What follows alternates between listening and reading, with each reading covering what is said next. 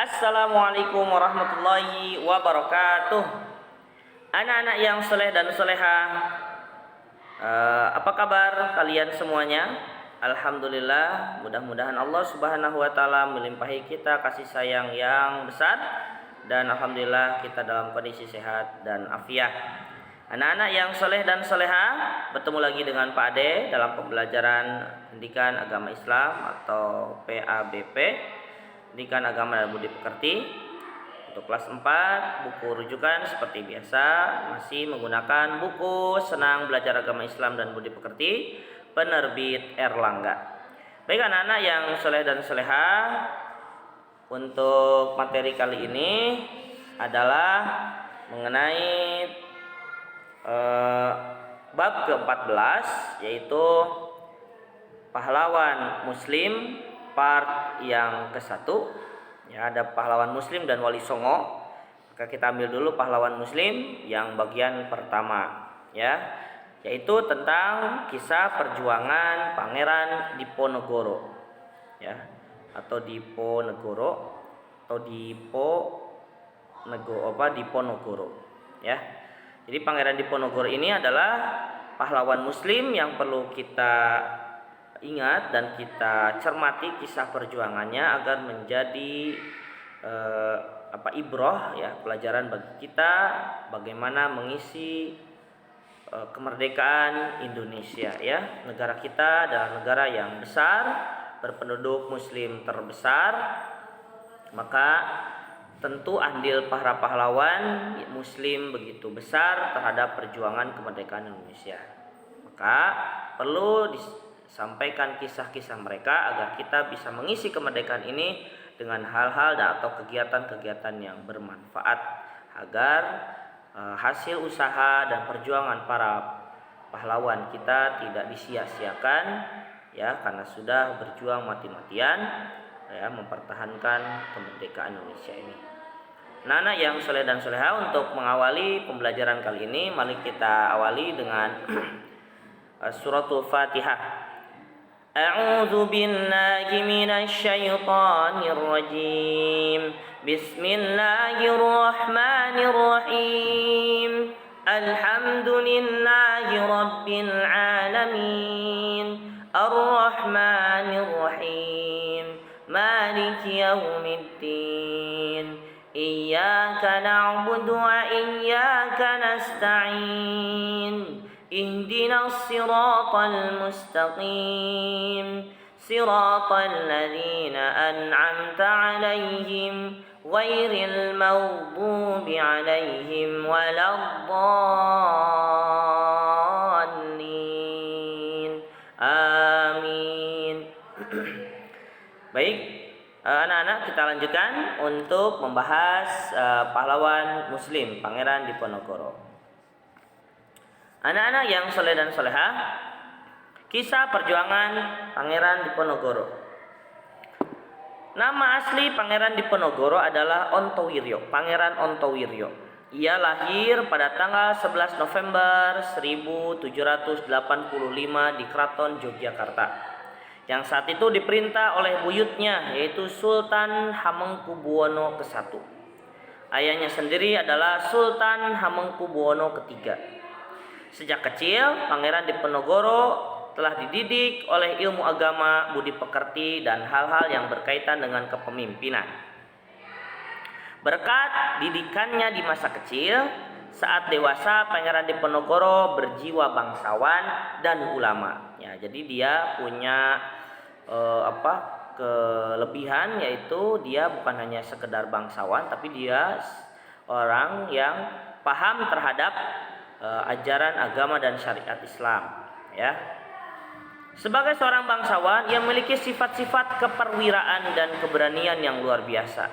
Ya, dia adalah orang yang sangat berani membela kebenaran dan sangat tidak senang dengan kemungkaran dan kekufuran, ya. Maka sifat keperwiraan dan keberanian yang luar biasa melawan penjajah Belanda. Pada waktu itu penjajah Belanda, ya, begitu luar biasa menjajah kita sampai membuat aturan-aturan yang menyusahkan rakyat kita, ya. Maka sebagai seorang ulama, ia memiliki semangat yang tinggi dalam berjuang membela agama, bangsa, dan negara. Ya. Dilanjutkan, anak-anak yang soleh dan solehah. Ketika melawan penjajah Belanda, Pangeran Diponegoro dibantu oleh semua golongan. Nah, karena sangat dicintai dan dari golongan bangsawan dan ia adalah seorang ulama, maka semua golongan ikut membantu perjuangannya, ya, melawan Belanda. Baik dari golongan rakyat biasa, kaum santri, bangsawan, dan juga para ulama. Para pejuang lain yang membantunya seperti Kiai Mojo, Kiai Kasan Besari, Kiai Ahmad Sanusi, bangsawan Mulyo Sentiko, dan Ali Basyah Sentot Prawiro Dirjo. Selama 5 tahun berperang, pasukan Diponegoro sangat merepotkan pasukan Belanda. Bahkan berkali-kali dapat mengalahkan pasukan Belanda. Karena kejadian ini, Belanda menjalankan politik divide et impera. Ya, divide et impera itu bahasa Belanda yang artinya belah bambu. Divide et impera, dibelah bambu. Kalau belah bambu itu zaman dulu ada satu, kalau bambu ujungnya dibelah kemudian diangkat, yang satu lagi diinjak kemudian diangkat, gitu ya.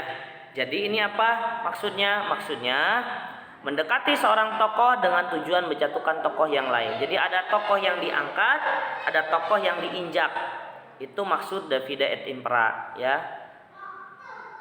Dan apa tujuannya? Ya sebetulnya nanti apabila telah lemah maka akan dihancurkan semuanya. Tokoh-tokoh yang ada itu oleh Belanda akan dihancurkan. Itu hanya politik saja. Oleh karena itu politik seperti ini adalah politik yang sangat licik, ya, yang dilakukan oleh penjajah Belanda kepada rakyat Indonesia pada waktu itu, ya. Nah, dan ini cukup berhasil, ya. Dengan seperti ini kemudian hancur semuanya, ya. Nah, anak-anak yang soleh dan solehah, selain politik divide et impera, Belanda juga melakukan siasat benteng Stelsel untuk memecah belah pasukan Diponegoro. Jadi benteng Stelsel itu adalah dibagi-bagi perjuangannya, dibagi-bagi peperangannya.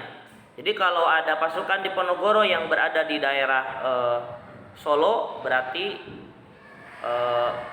dihadapi sebelah Solo, ya. Kemudian kalau ada yang terpisah di sebelah sini dihadapi, makanya dibagi-bagi, dipecah-pecah. Itu namanya benteng Stelsel, ya. Jadi tidak ada yang kekuatan yang utuh dari pasukan Pangeran Diponegoro ketika menghadapi penjajah Belanda. Nah, begitu, ya. Nah, siasat ini untuk memecah belah pasukan Diponegoro. Nah, ternyata siasat ini berhasil mengurangi kekuatan pasukan Diponegoro, dan satu demi satu para panglimanya ditangkap, ya. Akhirnya dengan tipu muslihat dari Belanda, ditipu Pangeran Diponegoro itu, Pangeran Diponegoro ditangkap dan diasingkan ke beberapa daerah dan meninggal di kota Makassar pada tanggal 8 Januari 1855. Ya. Catatan, Pangeran Diponegoro atau Perang Jawa merupakan perang besar yang berlangsung selama 5 tahun antara tahun 1823 sampai 1830. Perang ini dilatar belakangi oleh kebencian rakyat Jawa terhadap Belanda atas penindasan yang terjadi di tanah Jawa. Sesuai dengan namanya, perang ini dipimpin oleh Pangeran Diponegoro yang merupakan pangeran dari Kesultanan Yogyakarta. Dan yang lebih penting lagi, kalau kalian pengen membaca lebih dalam lagi bagaimana kisahnya perang Diponegoro itu, kalian bisa membaca sebuah buku, ya. Bukunya bentuknya novel, itu bagus sekali, berjudul Pangeran dan Janisari Terakhir, ya, yang ditulis oleh Ustadz Salim Afilah. Beliau menulis tentang babat perang tanah Jawa, ya, yang sangat indah sekali disampaikan dan itu bisa dibaca oleh siapa saja, ya.